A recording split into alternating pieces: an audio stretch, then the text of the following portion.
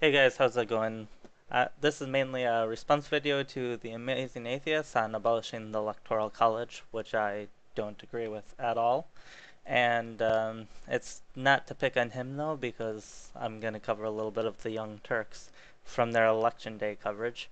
And, there's just tons and tons of people calling for the abolishment of the Electoral College now that, multiple candidates have lost the presidency and won the popular vote. So that's where this is stemming from. So let's get into it.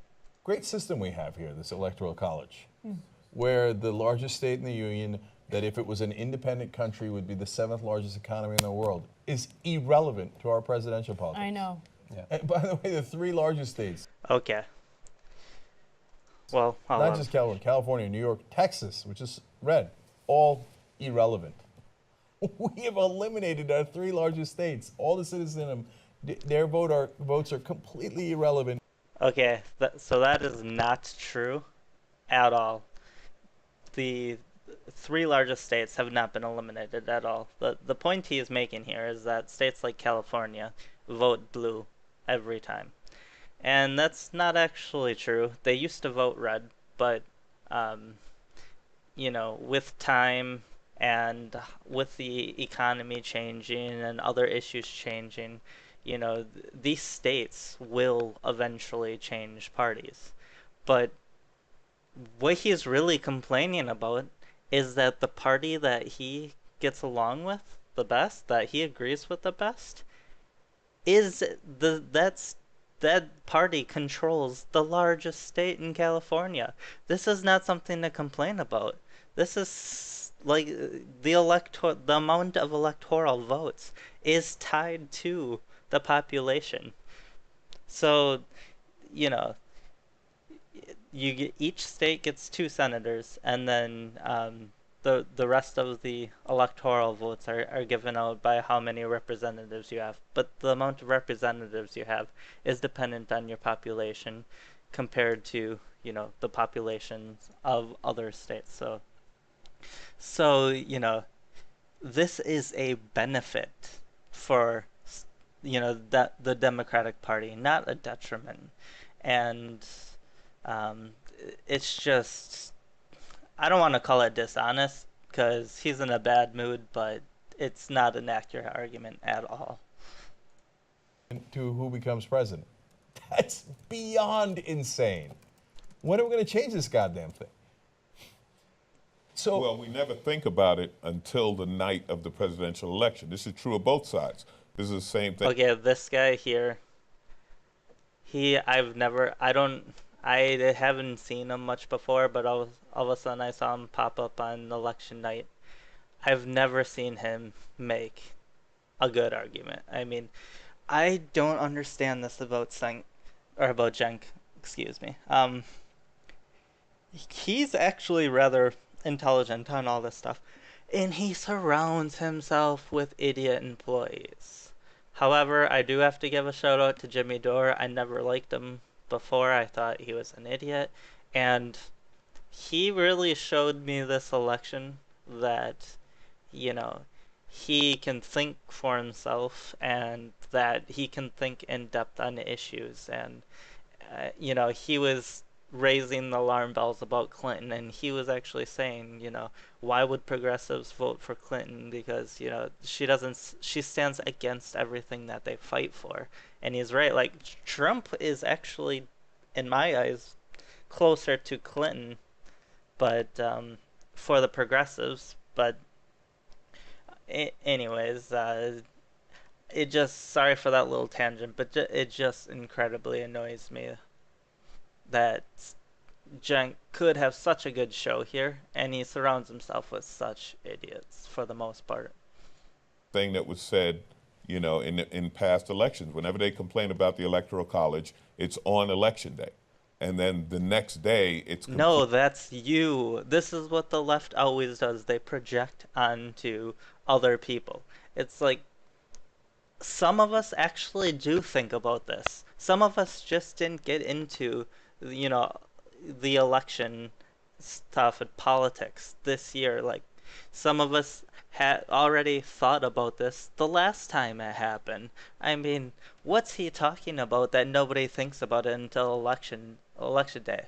A lot of us do. It's you that doesn't, and that's exactly why you shouldn't be on the Young Turks for election night coverage, because you could get some random person off the street and that would be more informed on the issue, and yet this guy's probably getting paid to do this. Like, what are you doing, Chunk?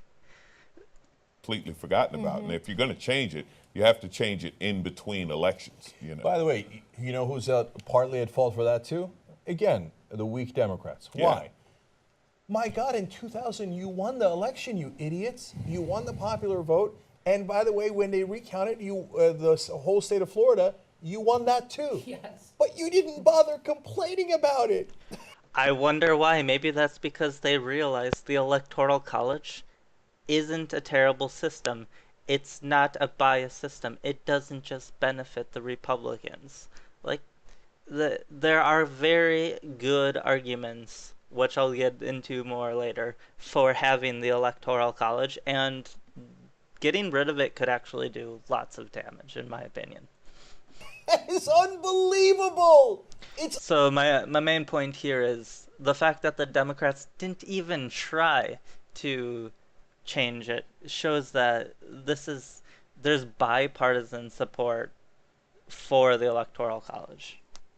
Although you could still make an argument about establishment versus outsider, but Trump is an outsider and he's not calling for the abolishment of the Electoral College.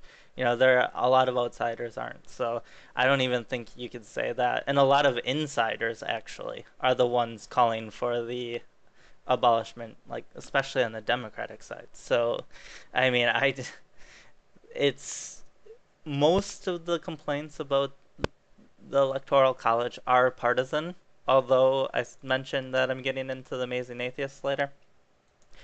I really don't believe his complaints are partisan. He has a very good, fantastic way of, looking at things objectively and putting his bias aside. So, that's the exception in The Amazing Atheist. The Amazing Atheist is not the rule. Unbelievable! So they just rolled over. Oh, well, we don't want to create any havoc. This right You're here, the ones who won the election, but yet... this right here, this is completely partisan. If Obama had, if Clinton had won, or say Sanders was the candidate and he had won but lost the popular vote, he'd say tough. He wouldn't care, and he wouldn't want to change the Electoral College. They took the presidency. What do you mean you don't want to cause trouble? You know what that says? We're paid to lose. So we lost and we took it like champs. Imagine if the Republicans had won the popular vote and then on a recount had won Florida and had won the election. You know what we would have had? We would have had civil war on our hands. No, that's not true. We wouldn't have civil war just because, there was a recount and that recount would have been gone through the judges. So now you're talking about we had our vote and we went through the judicial branch. And the actual vote is, a lot of it goes through the executive branch. So you're talking about multiple branches in the government involved in this thing. That this is, there would not be a civil war over it. There would be a lot of complaints. There might be some pockets of resistance, but there would be no civil war. Okay? But Democrats are like, yes, sir, thank you, sir, absolutely, sir, right? So why do we have the Electoral College? Because the guys who got screwed out of a win, the Democrats, never made a peep about it. Okay, so the whole point of being screwed out of a win that he said at the end there, he kind of just slipped it in. Both candidates know going in that you're fighting for electoral votes. So you can't then judge by popular vote. That's just disingenuous. If the candidates knew that they were campaigning for a popular vote, they would campaign entirely differently. And in fact, that's one of the main arguments for and also against the Electoral College is that it changes how candidates campaign.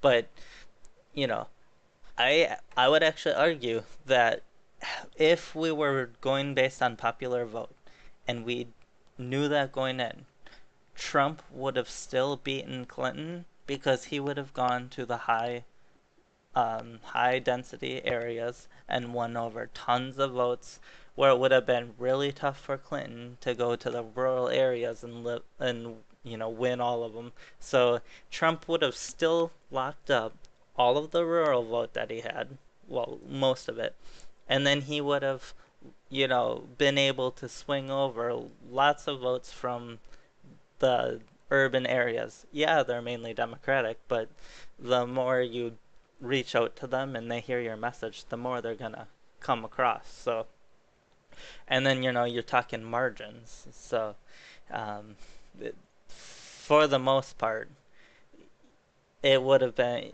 Trump would have won the popular vote most likely in that. So this whole thing of judging a campaign for electoral votes by popular vote is completely ridiculous. Keep in mind, I don't have it up right now. I'm not going to bother going and get it, but you can Google it.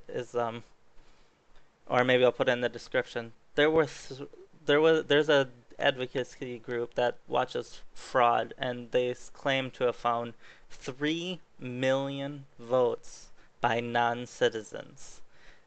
We know that most of those tend to go to the Democrats because a lot of them are legal voters, especially from Mexico. No, not all legal voters are from Mexico, but a lot of them are. And we from the Project Veritas, we know that Hispanics are targeted by the DNC specifically to be bussed around to vote multiple times at polling locations, even multiple states. So,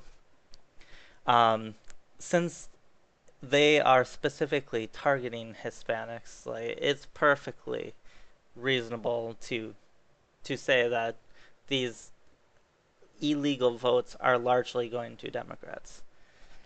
Um, so Trump might have actually won the popular vote had we done a close count and threw out all of the legal votes. So today we're going to talk. But on to the Amazing Atheist, who's a fantastic YouTuber. He's been around for ages. I've been watching him for ages. And he does all kinds of good things. He mainly falls on the left, but he's not tied to the Democrats or anything. He's perfectly willing to, swap sides or take a position that isn't popular among what I would call his allies. So I consider him one of the liberal Democrats that isn't corrupt. So anyways, Talk about the Electoral College and why it should be abolished. But I need to preface this by saying, fuck Hillary Clinton. I hate her guts. I don't want her as my president. And the results of this election should stand despite what any whiny liberals protesting in the streets or signing online petitions have to say about it. See what I mean? But in the long run, I think the Electoral College is an antiquated thing and the reasons for its existence are obsolete. The Founding Fathers of America created the Electoral College to protect us from what they called the tyranny of the majority. Now, I don't think you need a giant breakdown of what that means, but boiled down to its essence, it's the belief that we need a fail-safe to keep the people from electing someone that the establishment doesn't want in office, because the voters are viewed as too stupid to really make the decision for themselves. But here you have Donald Trump. I don't think that. I think he inaccurately summarized. First of all, I don't think that's the only reason for the Electoral College, but or even the overarching reason, but it is a major reason, and I don't think it's antiquated. like the tyranny of the majority is something that never goes away in a direct democracy. Like, you know, by definition, the majority wins. So when you get voting blocks that vote one way over the other, the majority is going to overwhelm the minority, and since people vote in self-interest, and most likely always will, that the minority gets left out, and that's what the tyranny of majority is. How in the world he comes to the conclusion that this is antiquated, I have no idea. In fact, I think there's a very serious problem developing where, first of all, we already have a voting block. In the biggest voting block I've ever seen is the black vote, and it's 90 to 95% goes to the Democrats every single election. And if the Democrats can't get 90%, they lose. So, but this is exactly what he's talking about, only the black vote isn't enough yet to control the population. But assume in the future that the black vote became the majority, or that there was an alliance between the black vote and the Hispanic vote, and they combined together and voted, and they all voted 90+%, and they just controlled politics. That is a tyranny of the majority. That is a very real problem. And consider the hatred of groups like Black Lives Matter. The victimization that's being taught to black people and other minorities.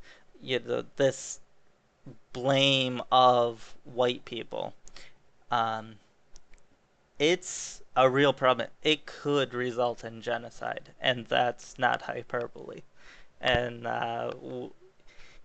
it's not too far away where we're gonna have white people as the minority, and in the country, and that's not what worries me. Or at least they won't be a majority. They'll be, maybe possibly a plurality. That's not what worries me. What worries me is the attitude towards white people, the blaming of slavery and things like that. When most white people alive, like, well, none of the white people alive were responsible for it, and a lot of white people alive didn't even their ancestors didn't even own slaves because they were either too poor. They could have been slaves themselves, or you know servants, quote unquote. But or they immigrated here post slavery, which is like a huge portion of white people. So then the other uh, issue I see developing is, if we do accept mass Muslim immigration, their leaders from the Middle East are advocating, they're telling Muslims of today, don't go vote, don't go vote. Why would that make sense? The only reason that makes sense is because they want to build up a large portion of voters first. They want to build up a voting bloc, and then they want to hit the system where it hurts all at once. And then this is where they start voting in Sharia courts and Sharia law. And once they get to a critical mass, voting for things like Sharia law, there's no going back at that point. So this is what I view as the strategy. Not all Muslims, of course, hashtag not all, but this is a strategy among leaders, radical Islamist leaders in the Middle East. So, I mean, otherwise explain to me why they're advocating for Muslims in the U.S. not to vote. Makes no sense. A guy who the establishment absolutely fucking despises. Oh, and my point back to the tyranny of majority, as once they become the majority, that it really is goodbye America. That is goodbye values, because they'll vote in their values, which are, Sharia law from the Quran. A woman is worth half of a man. It's pretty clear. Who won because of the Electoral College, not in spite of it. So, on that level, it's not really working. Another concept behind the I'm just, I'm gonna repeat some of what I said, but I've already said this, but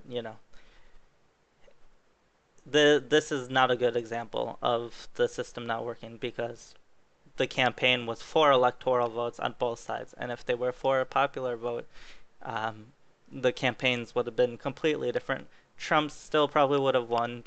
The polls that had Clinton up turned out to be largely bullshit, like most of us Trump supporters thought, and that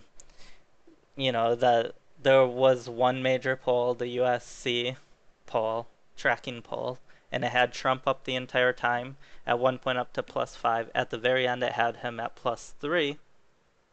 And so that shows you that this seemed to be the most accurate poll, and it shows you that Trump was actually up in the popular vote.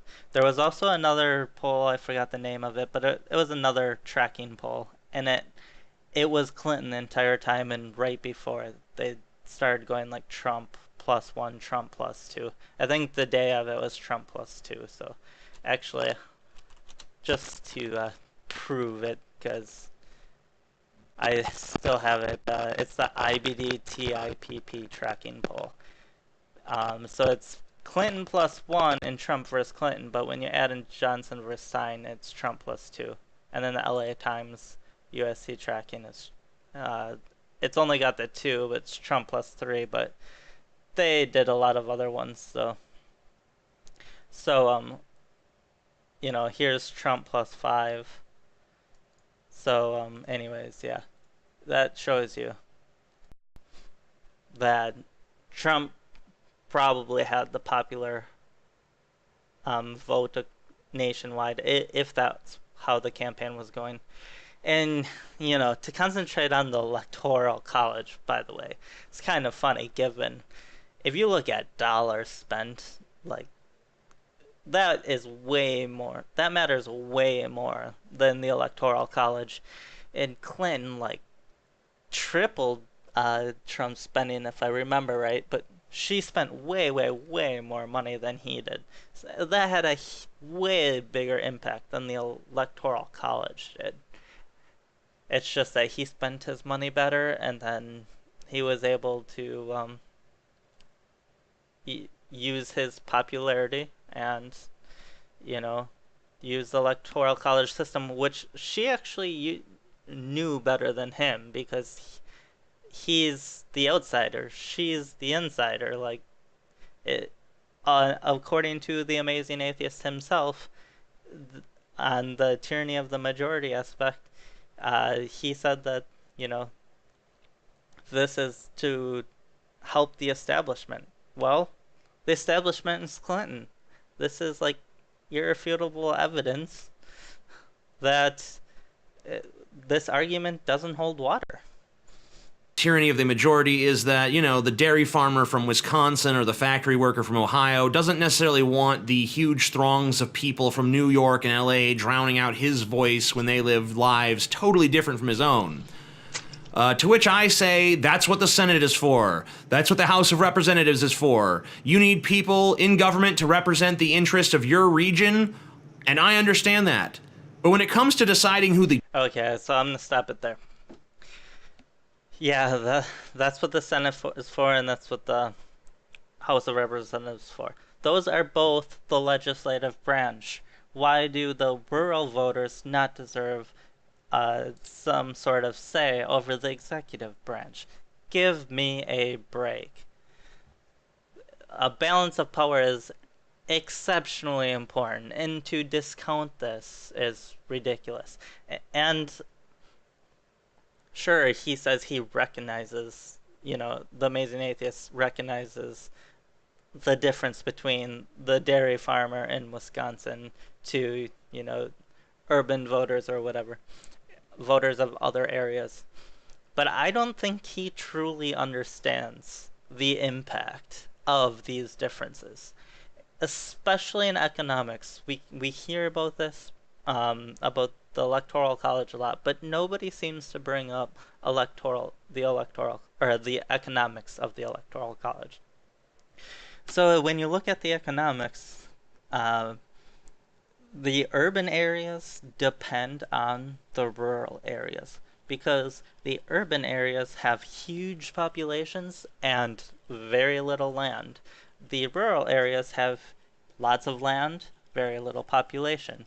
This means that the rural areas provide the food for the country and other very important and necessary things for the country. The cities don't exist without the rural areas. So the problem here is you're going to have um, your urban areas voting in self-interest, controlling the entire country, and for direct self-interest, I should say. And they might, for instance, vote for green energy regulations that hurts agriculture. And then guess what? That's going to hurt the profits of the farmers. It's going to make food prices go up. Then that food that goes to the cities is going to be more expensive. Poor people in the cities aren't going to be able to buy food as easily, or it's going to take up a larger percentage of their income. And, you know, everything, you know, when it, food has a huge impact on the entire economy. So this is like a huge deal. And all of your gas and stuff like that, the non-imported gas, that's going to be coming from in the oil that's coming from your rural areas as well, and that impacts food prices and all of this other stuff. So um, having the rural areas and also geographic areas, because the geographic makeup for economics and other issues for the Midwest is much different than the East Coast or the West Coast. And, even the South's different to a large extent. So the he acknowledges it, but he doesn't really seem to understand quite the full impact that the rural, urban, and also different geographic regions, the true impact of these differences, and why it really matters that all of these areas have um, an equal say, to the extent that they all get noticed, they all get time from, you know, the election cycle. The presidential candidates spend time there. And, if a presidential candidate isn't spending time, for instance, in California, it's because California has decided that. It's not because it doesn't matter. So, all right, let's continue. The president is, it should be one person, one vote. Because now we've created a situation where the people who live in the cities are getting crushed by country dwellers, because country dwellers' votes just count for more. We need to stop looking at this in terms of which party is benefited and start. Okay, hold on. I gotta take issue with that too. Consider that in the rural areas, people might have to drive miles and miles to get to a polling station. In urban areas, polling stations tend to be relatively close. So if you want to talk about equality and things like that, one vote for one person, and you're trying to say that it's not a vote for a person right now, I'd suggest that you consider how difficult it is for rural voters to actually get to the polls. I mean, think about in Alaska. There are areas of vote that the people don't even have roads, the people don't have internet, they drive around on snowmobiles. Look at the people that have to apply, vote absentee because they're out of the country and stuff. There are far greater issues than just the Electoral College for one person, one vote, because it's not as easy for every single person to vote. So, and in fact, Democrats use this all the time when we talk about like voter ID, you know, voter laws for needing ID and stuff like that.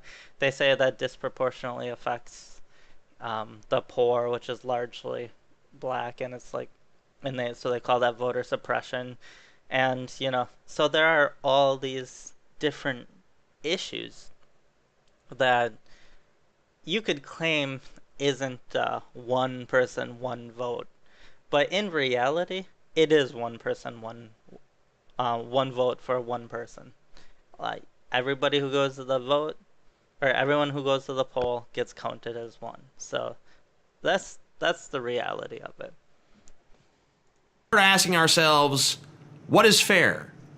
The tyranny of the majority at this point in history is being exacerbated by giving rural people too disproportionate of a say. You know what I think is fair when we're electing the person who gets to lead all of us? One person, one vote. No one. Okay, this is a little.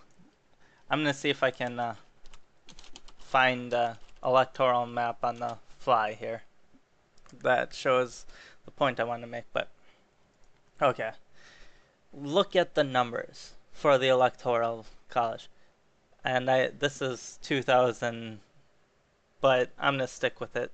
The numbers are a little off, but they're close. Like Nevada's 6 now, California. Let's see. Okay, here's a better one. California gets 55 electoral votes. This is a large population center or state. New York 29, Florida 29, and again, some of these numbers might have changed a little bit, but if you want to talk about the small population areas, Wyoming 3, Idaho 4, Montana 3, North Dakota 3, South Dakota 3, Nebraska 5. These, you could add up all of these. Throw in Utah, throw in Kansas, even Arkansas, Oklahoma. You're still not even at California. In fact, let's see, 12, 19, 22, 27, 30, 33, 36, 40, 46. So, yeah, you still need another 9 electoral votes. So throw in Kentucky, and you're still not at California. So give me a break about this. Rural areas have a disproportionate vote. All you have to do is look at this map to realize how ridiculous that is. One's vote should count for more than mine because they live in bumfuck nowhere. And guess what? No one's vote should count for less than mine because they live in bumfuck nowhere either. Okay, so if we had a campaign by popular vote and all, the urban areas are going to maintain and be the urban areas for a long time. It's not like they're going to change as much as the electoral map changes. So every election cycle, you're going to have the population areas, the high population areas be concentrated on, like the small areas in California and areas in Florida and places like that, and it's never going to change. And you think, well, not for a while anyway, you think that's the way it should be? Actually, there's a map, and hopefully it comes up, that half the population. Okay, so half the population lives in these blue counties. Okay? And that's not going to change very quickly. So these are the counties that would likely be, concentrated on every election year. And not quite like that, but pretty close. And they would control the country every cycle. How is that one person, one vote? They're being catered to. Now, in the Electoral College, you know, all you have to do is look at the history of the electoral map, how it voted, and this is my favorite. I've shown this map in previous videos. The states are constantly changing, so they don't just value one party over the other. It's judged by parties. So it's not like states are going to be concentrated on, you know, every cycle. It depends on, you know, the situation. Look at Minnesota was the lone wolf in this cycle. So, um, yeah, there's, you know, Wisconsin went red in this last cycle, but it had been blue for so long. It was even blue in 1988. So, um, this is a bit ridiculous to say that the popular vote would lead to a one person one or one vote equals one person, and that we don't have one vote one equals one person right now. So sorry I'm repeating myself a lot, but and going on a tangent, but this argument's just a little ridiculous. We all have to coexist as a country, and so we should all have exactly equal say as to who will be the leader of all of us. To me, that is the essence of fairness. You could not design a fairer system than one person, one vote. Which we have. We have one person, one vote. I don't get two votes because I'm in a rural area when I go to the polls. Give me a break. Electoral college should be abolished. I've yet to hear a single compelling argument. Why not? Let's do it. Well, I gave you some. The main reason is economics and how our economics are built differently. But I'm going to provide a few others, but also many of your arguments in this video have been complete trash. Call for this. Let's not attack President Trump. Let's petition him to lead the charge. I agree with that, and I'm going to go a little off topic here. Especially progressives, but also liberal Democrats, they should hopefully realize that you didn't want Trump, okay, but Trump is in. And now you have an opportunity to say, hey, we don't like this, and object to it. And that doesn't mean that you have to shoot it down. Maybe you don't like the details of the change. Maybe you want change in the same way Trump does, but you don't like the details of how Trump wants to go about that change. That's where it's important for you guys to step up and say, we don't like how you're trying to change this. Here are our ideas. Try to incorporate some. And, you know, the Republicans do not have a supermajority. There's the threat of filibuster and stuff. So I don't think a good position is to lock Congress down and get nothing done because we want to see changes for the better. But you can work with Trump if you give him a chance, and that will help unify the country when changes are made and they're not made exactly how the Republicans want. They're not made exactly how the Democrats want, but hopefully they're palatable on both sides. Sometimes they're palatable for neither side in the end, but that's where you have to come together with smart negotiation. And you know, Trump's our president. It's time to accept that and unify to the extent that we work together for a common goal, which is the betterment of the country. Sure, he probably lost the popular vote, but that doesn't mean he can't be instrumental in changing the system. Remember, 3 million illegal votes from non-citizens, so maybe he didn't. That he can't be an advocate of change, an instrument of change. Exactly. The man is our president. Exactly. And, you know, trade issues, that anti-TPP, anti-NAFTA, anti-TISA, anti-TTIP, all of these are Bernie Sanders positions. He actually wants healthcare access for all. He just wants to go about it without Obamacare, and he even wants to keep, you know, the protections for pre-existing causes. No other Republican wants that or has ever wanted that in the past. That is specific, or I shouldn't say no other Republican, but that was not the establishment position. Trump is really centrist, and there are a lot of ways that he's actually closer to Bernie Sanders than he is to the Republican establishment.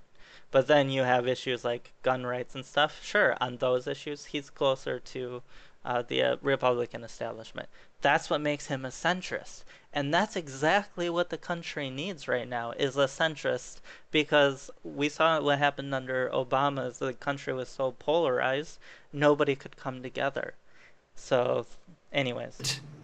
And I think we'll get a lot further by treating him like the leader that we have expectations of, than rather than just trying to tear him down so that we can, I don't know, feel good about ourselves or feel righteous and vindicated. Fuck that. Set those stupid emotions aside. Look at the fucking reality of the situation. Trump is president? Yes. The system is fucked? Yes. You know what? If Trump is our leader, then we should expect him to fix the fucking system. Even if he benefited from it personally, he needs to set that aside, just like we need to set aside animosity towards Trump or even animosity towards Clinton, because that's over too. By the way, yeah, I agree on Clinton. Well, with Clinton, we'll see what happens with the investigations, but it's time to move beyond that and largely let that play out in the court system, if that's going to happen.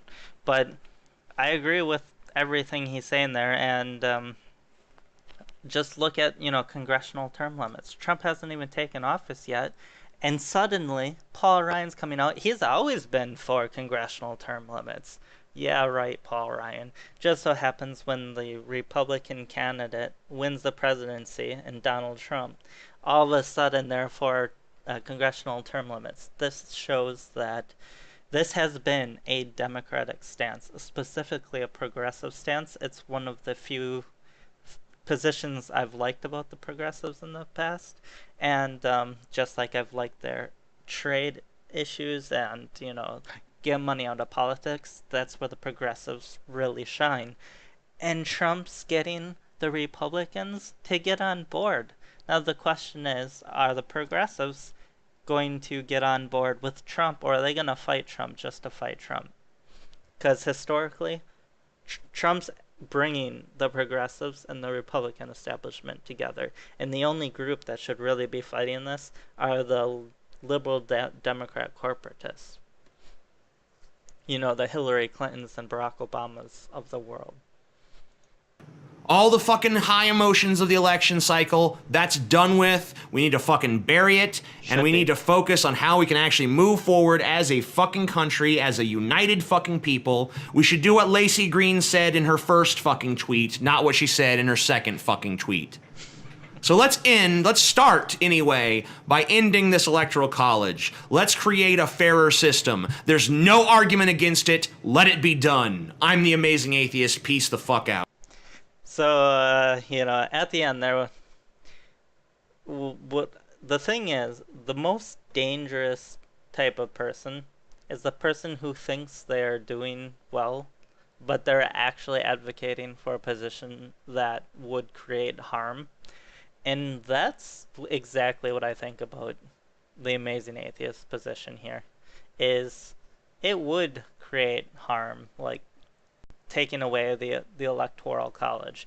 And I know he wants to advocate for more fairness, but if you want to create fairness, like complete fairness in the voting process, I don't think you can just say, let's abolish the Electoral College. I think what you need to do is create an entire package of different problems that create different inequalities and try to get that entire package passed. But, I really don't think that abolishing the Electoral College, even addresses the main problem. Like the main problem is money. That creates the most inequality where the money goes. So, eh, and abolishing the electoral college isn't going to make the money spread out evenly. What if you created a package where, there's been ideas for public funding for elections and say, you know, you get, let's say each candidate gets $2 per person. Excuse me, I had to cough, but each candidate gets $2 per person per state. Like that, if you get, you know, that'll determine how much money you get.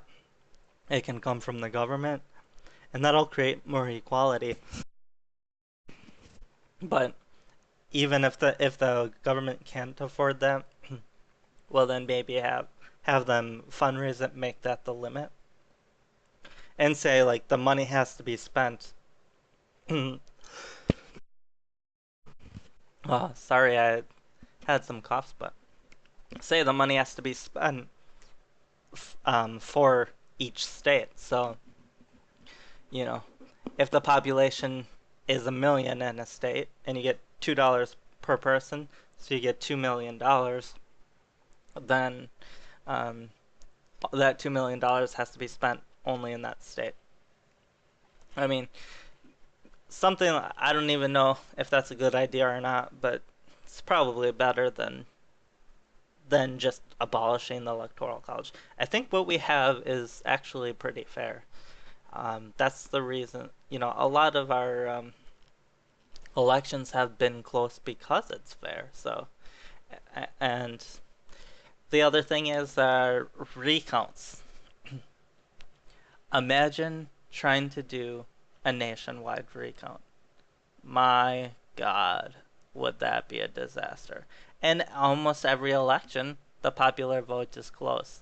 And that would probably stay true and would probably even become closer if we had a campaign for popular votes. Because they get these things down to a science. They know exactly what voters they have to get, how they can get voters. So, I mean, you're talking right now, we could do a recount just in Florida. And in fact, I think if it's a half a percentage, um, then if the results within a half a percent in a state, then you get um, they do an automatic recount. Sorry, I blinked, but um, otherwise, uh, you'd have to do like if it was in a half a what if it's a half a percent in the country, then you do a recount of the whole country. Like that would be disastrous. You want to talk about expensive. So splitting it up by state. I mean, imagine that Clinton beat Trump, say by half a percent, and then they do like a recount, or maybe not a half percent. That might be too big, but say a tenth of a percent, and they do a recount in in say they do it state by state. So they do it in Florida, and then they find, oh, actually there's some votes that change, so Trump wins. Well, you can't just do a recount there. There could be votes all over the country. So now you have to do a recount in Texas, Louisiana, Wisconsin, Maine, North Dakota, Wyoming, California. I mean, you literally have to do a recount in every state. So, or at least, start with the biggest states, I guess, and then finish with the smallest state. It would be an absolute disaster. Let's put it that way.